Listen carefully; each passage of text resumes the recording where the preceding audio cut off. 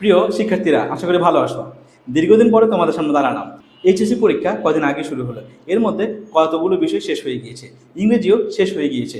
আলহামদুলিল্লাহ, আল্লাহর রহমতে এক্সিলেন্স একাডেমির এইচএসসি রিভিশন ব্যাচে যেসব শিক্ষার্থী ছিল তাদের পরীক্ষার মধ্যে 100% কমনের পাশাপাশি তাদের ম্যাক্সিমামে A+ পাওয়ার নিশ্চয়তা দিচ্ছে।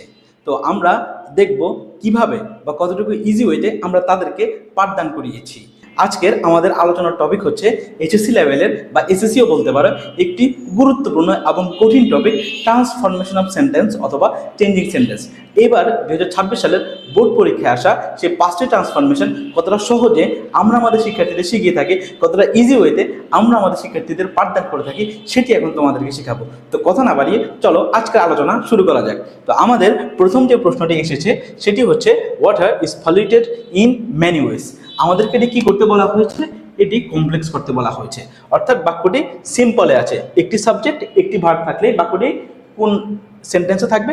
সিম্পল সেন্টেন্সে। সিম্পল সেন্টেন্সটিকে কোথায় রূপান্তর করতে বলা হয়েছে? কমপ্লেক্স সেন্টেন্সে রূপান্তর করতে বলা হয়েছে। Water is polluted in many ways. আমরা যদি কোনো ধরনের মার্কার না পাই, জাস্ট একটা সাবজেক্ট একটা ভার্ব এমন একটি বাক্য আমরা পাই, তাহলে আমরা কি করব? ধরো মাঝখানে একটি WH ওয়ার্ড দিয়ে WH ওয়ার্ড এনে দুই পাশে দুটা ক্লজ আনবো, দুই পাশে দুটা ক্লজ আমরা নিয়ে আসবো। মাঝখানে আমরা কি দিব? একটা WH ওয়ার্ড। যেমন ধরো বস্তুর ক্ষেত্রে বলে কি দিব আমরা? হুইচ বা দ্যাট। ব্যক্তির ক্ষেত্রে হলে হু, সময় বুঝাইলে হয়, এই টাইপের আর কি। যেহেতু এখানে ওয়াটারের কথা বলা হয়েছে, ওয়াটার একটি বস্তু, আমরা একটু খেয়াল করি। Water is polluted in many ways, তথা just water is polluted in many wedge.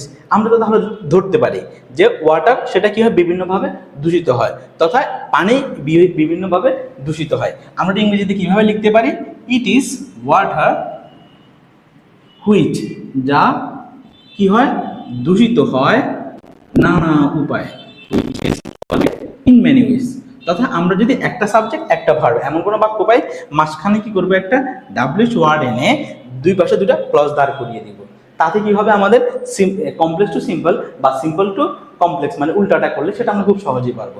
দেখো আমাদের 2 নম্বর যে বাক্যটি সেটা কি আছে? The water which is pure is essential for our survival. The water which is pure is essential for our survival. তো আমাদের বাক্যটাকে কি করতে হবে? সিম্পল করতে হবে। আমরা জানি যে বাক্যের মাঝে WH ওয়ার্ড থাকে, দ্যাট থাকে, ইফ থাকে, আনলেস থাকে। বাক্যটি কোন সেন্টেন্সে থাকে? কমপ্লেক্স সেন্টেন্সে থাকে। আমাদেরকে সেটিকে কি করতে হবে? সিম্পল। মাত্র তোমাদেরকে বললাম একটি সাবজেক্ট একটি ভার্ব, এরকম টাইপ আমাদেরকে বানাই ফেলতে হবে। The water which is pure is essential for our survival. এটা আমাদের কি করতে হবে? সিম্পল করতে হবে। আমরা দেখব কমপ্লেক্সের মধ্যে আমরা কোনো গুণবাচক শব্দ পাই কিনা। যেমন দেখো, দ্য ওয়াটার পানি, হুইচ ইজ পিওর যা কি? পিওর, পরিষ্কার, is essential for our survival. The water পানি হুইচ ইজ পিওর যা নিরাপদ, is essential for our survival. তাহলে এই পানিটা কি আমাদের জন্য? তাহলে আমাদের এখানে গুণবাচক শব্দটাকে পিওর, গুণবাচক শব্দটাকে পিওর। আমরা কি করবো এবার? এই হুইচ ইজটা তো বাদ দিব, পিওরটাকে কি করবো? নাউন আগে আনবো। পিওরটাকে কোথায় আনবো? নাউনের আগে নিয়ে আসবো। তথা pure water is essential for our survival. কিচ্ছু করা দরকার নেই, জাস্ট গুণবাচক শব্দটাকে কি করবো? নাউনের আগে নিয়ে আসবো। The water which is pure is essential for our survival. Pure water is essential for our survival. Just এতটুকুর মধ্যে আমাদের কাজের বাইরে আমাদের কোনো কাজ নেই, যেভাবে আছে আমরা সেভাবে বসিয়ে দিব। তারপর যদি আমরা 3 নম্বরটার দিকে তাকাই, সেটা কি লেখা আছে? Man pollute water by throwing wastage in it. আমরা আমাদের শিক্ষার্থীদের একটা শর্টকাট শিখিয়েছিলাম, তথা বিয়া। স্যার বি মানে কি? বি মানে হচ্ছে, বি বলতে বোঝায় হচ্ছে যে বাই প্লাস ভার্বের সাথে কি থাকবে? একটা আইএনজি থাকলে আমরা তখন কমপ্লেক্সে কি করব? ইফ কে আনবো। কাকে আনবো?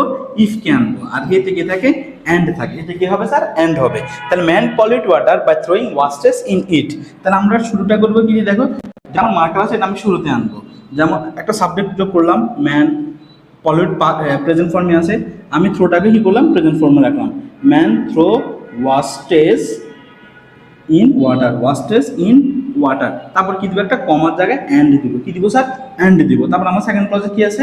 Man pollute water and man pollute water. এই কাজটুকু করতে পারলে আমাদের কি হইলো? আমাদের এই ক্লজটা কিন্তু শেষ। সিম্পল টু কম্পাউন্ড আমরা খুব ইজিলি করতে পারবো। জাস্ট ওই অংশ থেকে কি করতে হবে? সাবজেক্ট এনে ভার্বটা যে ফর্মে সেই ফর্মে বসাতে হবে, মাঝে একটা অ্যান্ড বসাতে হবে, তাহলেই আমাদের কাজ শেষ। আশা করি তোমরা 3টা খুব ভালোভাবে বুঝতে পারছো। তারপর যদি আমরা 4 নাম্বারটার দিকে তাকাই, সেটা কি আসছে, the farmers of our country use water for cultivation. আমাদেরকে এটা কি করতে বলা হয়েছে স্যার, প্যাসিভ করতে বলা হয়েছে। কি করতে বলা হয়েছে, প্যাসিভ। আমরা যখন কোনো বাক্য অ্যাক্টিভ থেকে প্যাসিভ করব, জাস্ট 3টা বিষয় মাথায় রাখবো। আমাদের হচ্ছে সাবজেক্টকে, ভার্বকে আর কি অবজেক্টকে। দেখো the farmers of our country ইউজটা কি, ইউজটা হচ্ছে আমাদের ভার্ব, কোন ফর্মে আছে, V1 এ আছে। এই যে পুরোটা যেটা আছে সাবজেক্টের আগে, এই যে ভার্বের আগে যে অংশটা আছে, এটা পুরোটাই কি সাবজেক্ট, পুরোটাই কি আমার সাবজেক্ট। আর এটা কি আমার এই ওয়াটারটা কি অবজেক্ট। ফর কাল্টিভেশন এটা কি, এটা হচ্ছে আমার এক্সটেনশন। যেভাবে আছে আমি সেভাবে রেখে দিব, ধরবো না, নড়াবো না। অ্যাক্টিভেও যেমন আছে, প্যাসিভ আমি তেমনি রাখবো। তো আমরা কি জানি স্যার, এই অ্যাক্টিভ টু প্যাসিভ বা প্যাসিভ টু অ্যাক্টিভ করতে হলে অবজেক্ট কি হবে, সাবজেক্ট হবে। তাহলে ওয়াটারের জায়গা মতো বসলো। ইউজ ভার্বের 1 এ আছে। Present indefinite tense auxiliary verb কে প্যাসিভ ভয়েসে এম ইজ আর, ওয়াটারের সাথে গিয়ে বসবে, ইজ বসবে।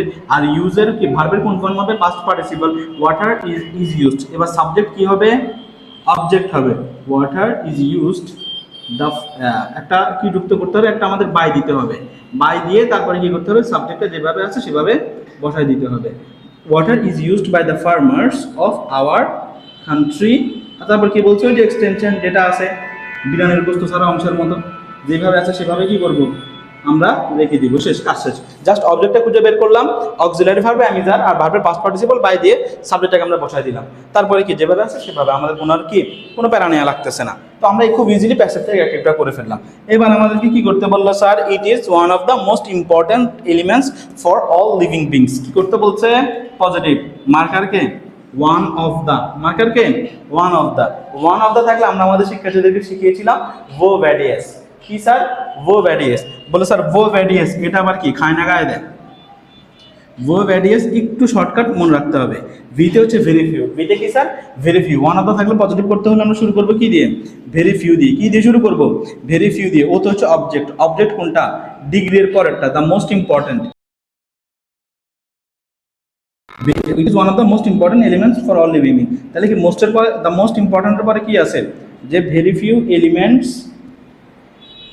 For all living beings. তারপর তোমার ধরলে কি আছে, ভো ভ্যাডিয়াস, ভিতে কি ভার্ব, ভার্ব মনে রাখতে হবে। ভেরি ফিউ হলে ভার্ব সর্বদা কি হবে, প্লুরাল হবে। কি হবে স্যার, প্লুরাল। তথা ইজ থাকলে কি হবে, আর হবে। হ্যাজ থাকলে হ্যাভ হবে। ডাজ থাকলে ডু হবে। ওয়াজ থাকলে ওয়ার হবে। Very few elements for all living beings আর, এতে কি অ্যাজ, ডিআইতে কি ডিগ্রি ফার্স্ট, তথা মোস্ট ইম্পর্টেন্ট। আমরা মোস্ট তুলে দিলি, কাজ শেষ। As important. আবার এতে কি অ্যাজ, আর এসে কি সাবজেক্টকে ইট। আমরা এভাবে খুব ইজিলি কি ভো ভ্যাডিয়াস ধরেই করে ফেলতে পারি। যে দেখো, very few elements for all living beings are as important as it. আশা করি তোমরা খুব সহজেই বুঝতে পারছো 2026 সালে আসা ট্রান্সফরমেশনটা আমরা কত ইজি ওয়েতে এবং কত স্মার্ট ওয়েতে আমাদের শিক্ষার্থীদের আমরা পাঠদান করিয়ে থাকি।